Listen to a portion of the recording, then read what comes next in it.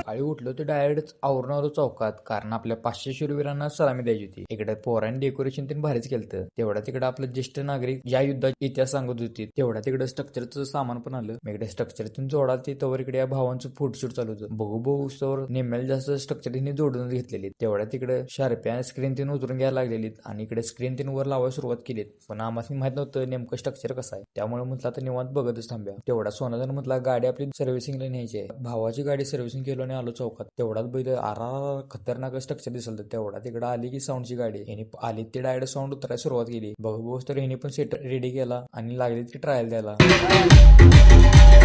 Direct संध्याकाळी आवरून आलो. बघितलं तर काय फटाकडे फोडून नाचायला सुरुवात पण केली. आणि जरा म्हटलं तर व्हिडिओ शूट करा. पण फोटो शूट मारा गेलो तेवढ्यात लेदर पडला आपल्या कॅमेऱ्यावर. म्हटलं आता आपण पण नीट नाचा. उगाच कॅमेरा गेलो आपलं अवघड व्हायचं. आणि पोरांनी तरी एन्जॉय लेच केली. जर तुम्हाला पण एन्जॉय बघायचं असेल तर ह्याचा पार्ट 2 येणार आहे, ते नक्की बघा. आणि जाता जाता तुमच्या भावाला लाईक, फॉलो आणि शेअर करा.